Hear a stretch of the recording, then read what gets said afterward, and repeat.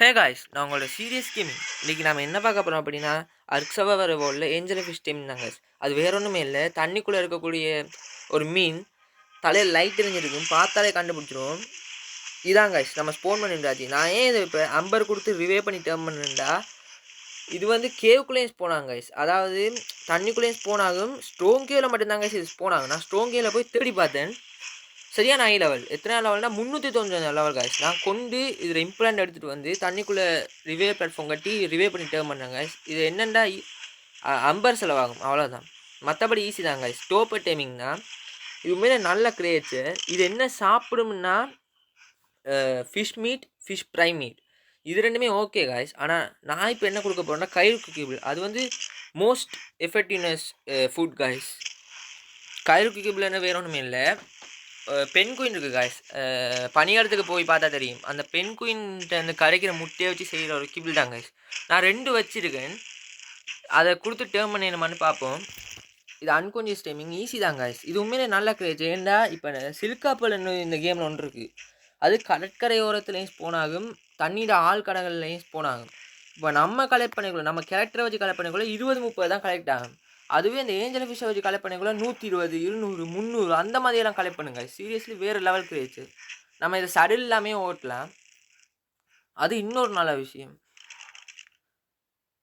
Okay guys, பார்த்தீங்கன்னா தெரியும் 395 level தான், 5000க்கு மேலே ஹெச்பி. நம்ம டைனோலேருந்து ஸ்பை கிளாஸில் பார்த்தா டோப்பர் விளங்காது காய்ஸ். அப்போ நம்ம இறங்கியிருந்து ஸ்பை கிளாஸில் பார்த்து அடிப்போம். இன்னும் அன்கான்ஷியஸ் ஆகலை, ஆனால் இதில் தப்பு பண்ணிப்பாங்க காய்ஸ். அது என்னென்னு நீங்கள் பாருங்கள்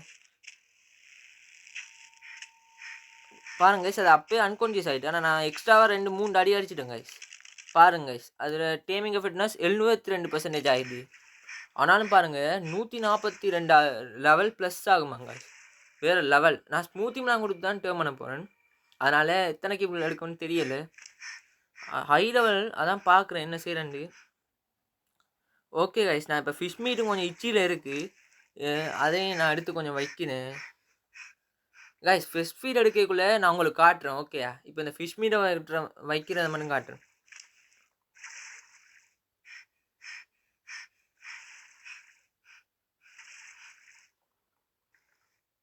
ஓகே கைஸ், ஃபிஷ் ஃபீட் எடுக்க போகுது. கன நேரம் வெயிட் பண்ணுங்க கைஸ். பார்த்தீங்கன்னா தெரிஞ்சுருங்க, இரவே ஆகிட்டு தண்ணிக்குள்ளே இருக்கனால விளங்கலை.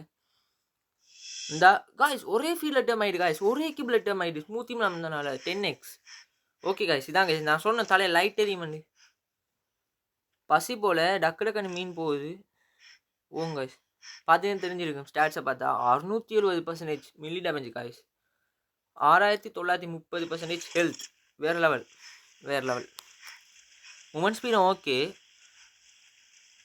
இரவில் போய்க்கலாம் நல்லங்க காய்ஸ். ஆனால் தண்ணிக்குள்ளே இதை வச்சு சண்டை போடுமே எலிமெண்ட் ஸ்பேஸை தெரியல, தண்ணிக்குள்ளே டேஞ்சர் கிரியேச்சர் இருக்குங்க. நான் இப்போ டேர்ம் பண்ணி வச்சுருக்க பார்த்தா தெரியும். ஓகே காய்ஸ், மறக்காம வீடியோ பார்க்குறவங்க லைக், ஷேர் அண்ட் சப்ஸ்கிரைப் பண்ணுங்க காய்ஸ். Bye guys.